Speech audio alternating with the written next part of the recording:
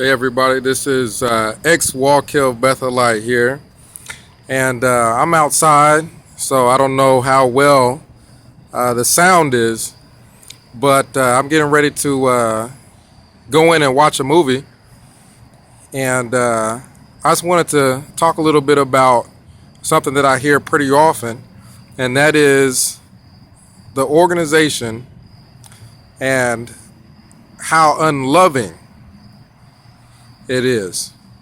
And some people may say, well, how is that when you have natural disasters and you have an article here and you see in that article witnesses helping people that might be in that particular disaster.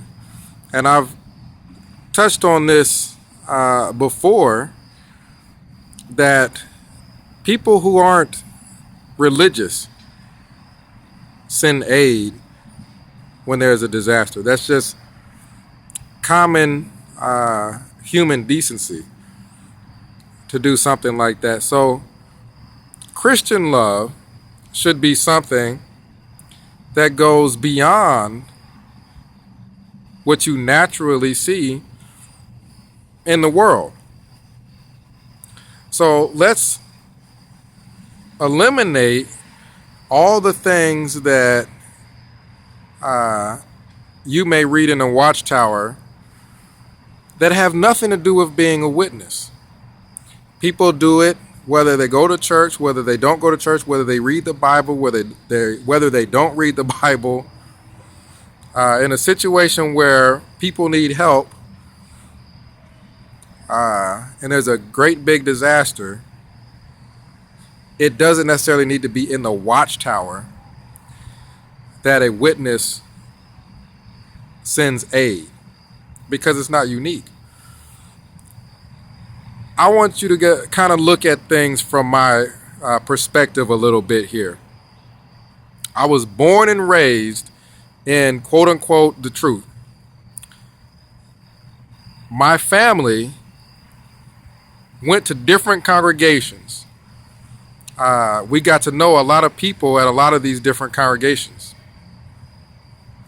My close relatives went and gave talks all over the different congregations.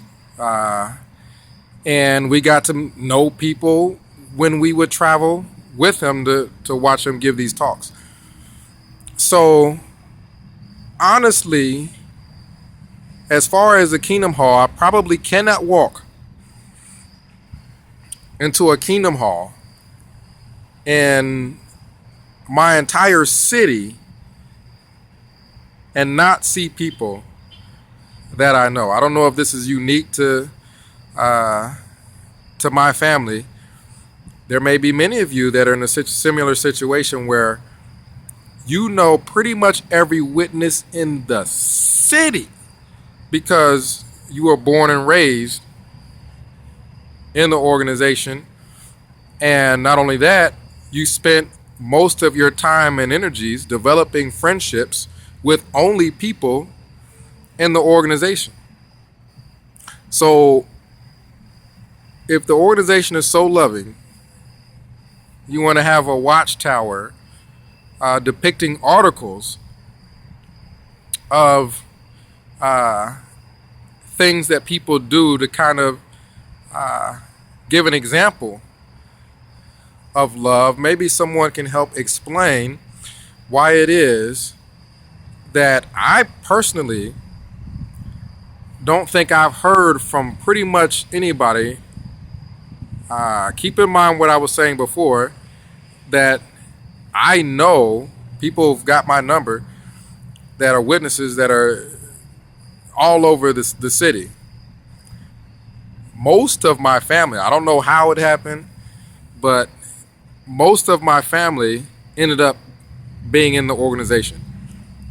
From siblings to parents to cousins to aunts to uncles. This organization pretty much enveloped everybody in my family for the most part. Uh, so you're talking about a large number of people that I haven't heard from as far as email, as far as phone call. I'm talking close relative, not just members of a congregation. I'm talking close relatives that I haven't even heard from in years. Well, you might say, well, maybe this has something to do with your conduct. Or maybe you're disfellowshipped, or maybe you're reproved. Well, I can tell you that you can eliminate all those possibilities, because this has been the case for me for years now, even prior to me learning the truth about the truth. When I was going, I would just notice that, hey, when I'm not at the hall, there's no one here. Like, there's no one calling. Because keep in mind, at the time, I wasn't a ministerial servant yet. I'd just gotten back from Bethel and was having problems with my work schedule. I was working second shift because, I have to make money in order to, pay your everyday bills. And the second shift job was the only thing available. So how can I be a ministerial servant or something to that effect, or pioneer, if my work schedule won't allow for it? There were some meetings I couldn't even make because of the work schedule. People knew it was the work schedule because I told them. But nobody, how is it possible that I'm not hearing from anybody unless I call them first? I think I remember going home once and just saying, I wonder if I don't call anyone for a week, will I hear from any of them? Let's say this is a week where I had to work during a meeting day. I wouldn't hear from anybody. I'm talking even relatives. So back to my point about people saying, a lot of people saying that this organization is not loving. What you read a lot of times in watchtowers and articles don't depict the organization as a whole. You're looking at a lot of times isolated situations that are selected for the purpose of, kind of making the organization look good, basically. And I'm trying to look at it in a fair way. A lot of organizations are going to be selective about what they put in their material. However, if you are, as a whole, not very loving at all, I mean, come on. Nobody, not to hear from anybody, except for some friends that were witnesses that weren't really even going to the hall. I'd get a call from them every now and again, but the people that were supposed to be, I guess, watching out for me, you know what I mean? Even elders. I didn't hear from any elders or anything. If I fell off the face of the earth, no one would have known. And it's not just some people. Again, I'm trying to be fair, so I'm not picking on. Some people didn't call, some people didn't check, and I want to make a big deal out of it. No, I knew, and probably still know, half the city as far as members of the congregation are concerned. And half my family are all witnesses. You're talking about a large number of people, and none of them called, and this is supposed to, or checked, and this is supposed to be loving organization. I mean, to this day, it's the same. You know what I mean? Close relatives, siblings that I haven't heard from, and I may even send them a text message here and there and just not hear anything. Back, and I know people get busy, and there may be situations where you may not be able to respond for a few weeks, maybe even a month, but ever. And this is before videos or anything like that, before I put on YouTube videos or anything like that. So how can you explain that? You've got magazines depicting one thing, and then you have people's behaviors depicting something else. Where, yeah, these people would speak to me when I came into the Kingdom Hall, but some behavior is taught behavior. It's not necessarily loving to do something that you're told to do. What's up, man? Good. So, in the situation where you're looking at a church and people in that particular congregation are kind of told, this is how you're supposed to behave, this is how you're supposed to act inside the Kingdom Hall. You're supposed to mingle, you're supposed to talk to everyone, you're supposed to do things like this. This is a question. Is it loving for someone to do something that they're told to do?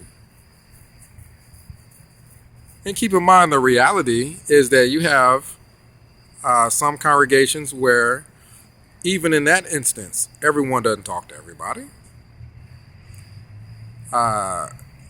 People may get up and speak to their friends or whatever the case may be, and not really want to go outside that circle of friends that they have. So that's not even a situation that occurs all the time where people are speaking to everyone, even at the Kingdom Hall. You have people that speak to people selectively. So is the organization loving or is it not? Am I being fair in my assessment when I say out of probably, let's just say 1,000 people, if I know pretty much, I can't go to any congregation, and let's say these congregations may or may not have at least 200 to 150 publishers, and then you include my whole family. Let's look at a whole district, out of any of them, no one is going to speak to you unless you're a ministerial servant or elder or a pioneer, or there's some benefit to them speaking to you. By me going up and speaking to Marcus here, other people in the congregation see that I'm going up and speaking and being social and being loving, and maybe I'll get an appointment for doing that, or maybe I'll get a talk given to me because people see that I'm being exemplary. But when we leave the congregation, we leave the hall, and people aren't looking to see if you're doing what you're told to do while you're at the hall, then I think you kind of get a real example of what's really in a person's heart. Because it may just very well be that, yeah, some people are busy, but then it also could be that, it's just they're not going to do it because they don't have to do it. Nobody's watching them at that particular time. That's not necessarily loving to do something like that. For example, if a parent tells a child, go cut their neighbor's grass, and the child goes over and cuts the neighbor's grass because the parent told them to. They have to do it. They're getting in trouble if they don't do it. Is it loving for the child to have gone and cut, the neighbor comes out, oh, that's so nice of you to come and cut my lawn. Not necessarily loving, they're doing it because they're told to do it. If the child did it on his own, out of the kindness of his own heart, then that's different.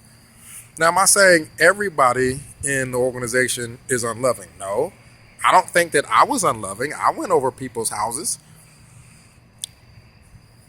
to come and check on them. I called people. So I'm sure that there are some people that do those things. But I'm looking at the totality of it as far as my experience, the totality of my experience, not leaving anything out, trying to be totally fair, and say that there are some close relatives that I hear from, let's say on my birthday, that's like once a year,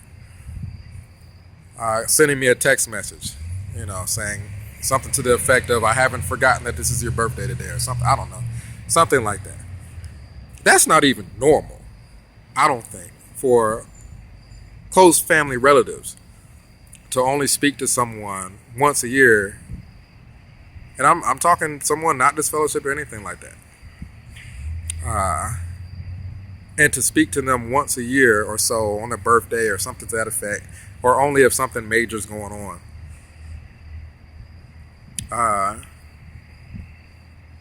I just don't see that being the example of a family that you would get from looking at Jesus' example or principles that are outlined in the scriptures.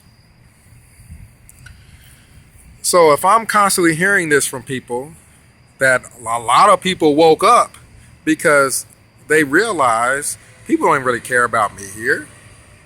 So how can this be the truth if you're not seeing the fruitages of the Spirit at work?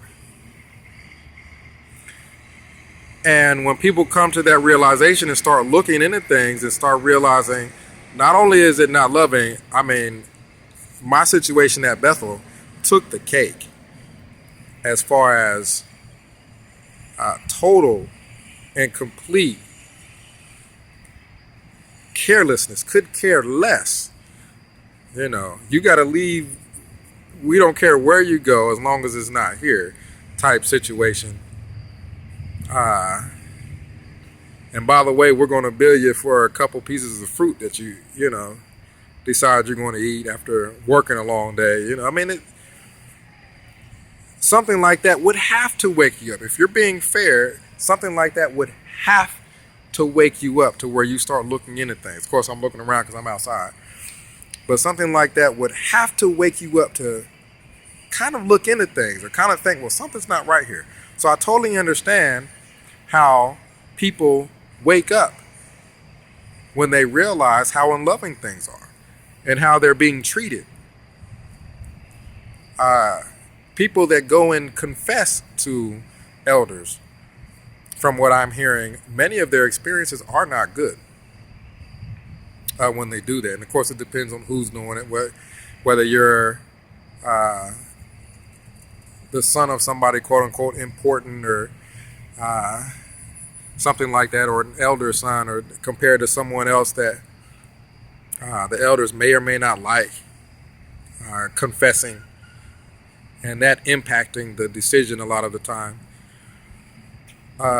Those things are frequent, very frequent.